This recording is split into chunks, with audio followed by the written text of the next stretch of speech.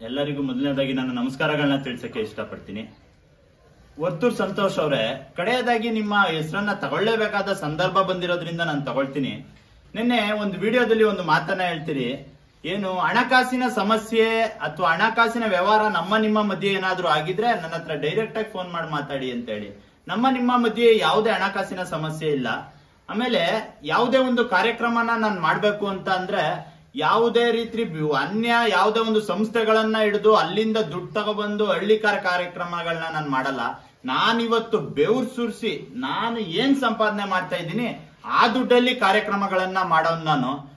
ಅದ್ರಿಂದ ನನ್ಗೆ ಯಾರ ಹತ್ರನೂ ನನ್ಗೆ ಹಣಕಾಸಿನ ಸಮಸ್ಯೆಗಳಿಲ್ಲ.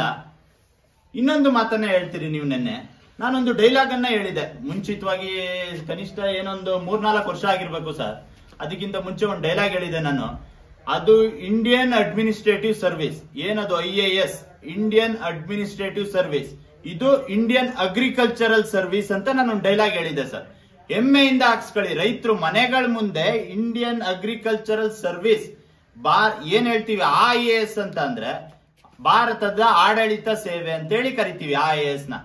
ಈ IAS ನ ನಾನು ಏನಕ್ಕಪ್ಪ ಅಂದಿರೋದು ಅಂದ್ರೆ ಭಾರತದ ಕೃಷಿಯ ಸೇವಕರು. ಭಾರತದ ಕೃಷಿಯ ಸೇವಕರು ಅಂದ್ರೆ ರೈತರೇ ಅಲ್ವಾ ಸರ್? ಅದನ್ನ ನೀವು ತಿರ್ಚಾಕಿ ರಾಹುಲ್ ಅವ್ರು ಏನೋ ತಪ್ಪು ಹೇಳ್ಬಿಟ್ರು, ತಪ್ಪು ಮಾಹಿತಿ ಕೊಟ್ರು. ರೈತನ್ಗೆ ಹೆಮ್ಮೆಯಿಂದ ಹೇಳ್ಕೊಳ್ಳಿ, ಇವತ್ತು ರೈತನು ಒಬ್ಬ IAS ಏನ್ ಇವತ್ತು ಭಾರತದ ಕೃಷಿಗೆ ತನ್ನದೇ ಆದ ಸೇವೆಯನ್ನ ಕೊಡ್ತಿದ್ದಾನೆ ಅಂತ ಹೇಳಿರೋದು. ಅದನ್ನ ನೀವು ತಿರ್ಚಾಕಿ ಸಮಾಜಕ್ಕೆ ರಾಹುಲ್ ಅವ್ರು ತಪ್ಪು ಮಾಹಿತಿ ಕೊಟ್ಬಿಟ್ರು, ರೈತ ಅನ್ನೋ ಹೆಮ್ಮೆ ಇರ್ಲಿ. ನಾನ್ ಹೇಳಿರೋದು ಅದನ್ನೇ ಸರ್.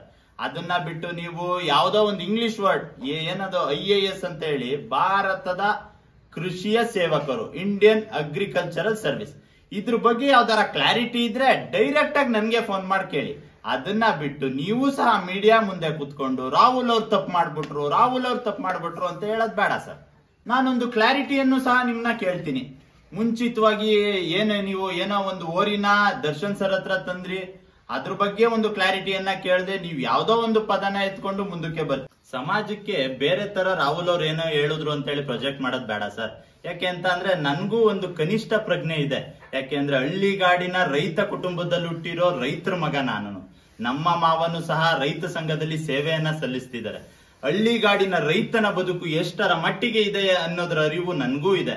ಅದ್ರಿಂದಲೇ ರೈತನಿಗೆ ಸ್ವಲ್ಪ ಹೆಮ್ಮೆ ಆಗ್ಲಿ ಅನ್ನೋ ಒಂದು ಕಾರಣಕ್ಕೋಸ್ಕರ ಏನಿವತ್ತು IAS ಅಂತ ನಾನು ಏನ್ ಹೇಳ್ದೆ, ಭಾರತೀಯ ಕೃಷಿಯ ಸೇವಕರು ಅನ್ನೋದ್ರ ಬಗ್ಗೆ ಹೆಮ್ಮೆ ಇರ್ಲಿ. ಒಬ್ಬ DC ಗಿಂತನೂ ಇಲ್ಲಿ ರೈತನೇ ದೊಡ್ಡವನು. ಯಾಕಪ್ಪ ಅಂತ ಅಂದ್ರೆ ತನ್ನ ಜೀವದ ಅಂಗನ್ನ ತೊರೆದು ಭೂಮಿಗೆ ಇಳಿದು ಈ ದೇಶಕ್ಕೆ ಅನ್ನವನ್ನ ಕೊಡ್ತಾನೆ. ಇವತ್ತು ಯಾವ್ದಾದ್ರು ಒಂದು ಪ್ರೊಫೆಷನ್ ಅನ್ನ ತಗೊಳ್ಳಿ ಸರ್. ನೀವು ಯಾವ್ದಾದ್ರು ಪ್ರೊಫೆಷನ್ ಅಲ್ಲಿ ಯಾವನ್ ಕೈಲಿ ಕಚ್ಚಿಸ್ಕೊಂಡಿರೋ ಹಿಸ್ಟ್ರಿ ಇದೆಯಾ? ಇಲ್ಲ. ಬರೀ ರೈತ ಸಮುದಾಯದಲ್ಲಿ ಮಾತ್ರ ಇರೋದಿದು. ಜೀವದ ಅಂಗನ್ನ ತೊರೆದು ಇವತ್ತು ದೇಶಕ್ಕೆ ಅನ್ನವನ್ನ ಕೊಡ್ತಿದ್ದಾನೆ. ಅವನ IAS ಅಂತ ಹೇಳ್ಕೊಳ್ಳೋದ್ರಲ್ಲಿ ಏನ್ ತಪ್ಪಿದೆ? ಭಾರತದ ಕೃಷಿಗೆ ತನ್ನದೇ ಆದ ಸೇವೆಯನ್ನ ಸಲ್ಲಿಸ್ತಾ ಇದ್ದಾನೆ ಅವನು. ನೀವು ಒಂದು ಮಾತನ್ನ ಹೇಳ್ತೀರಿ, ಏನಪ್ಪಾ ಅಂತ ಅಂದ್ರೆ ಇವತ್ತು ಆಡಿ ಬೆಂಜ್ ನ EMI ಇಲ್ದೆ ತಗೊಳ್ಳೋ ತಾಕತ್ತಿರೋದು ರೈತನ ಹತ್ರನೇ ಮಾತ್ರನೇ ಅಂತ ಹೇಳಿ.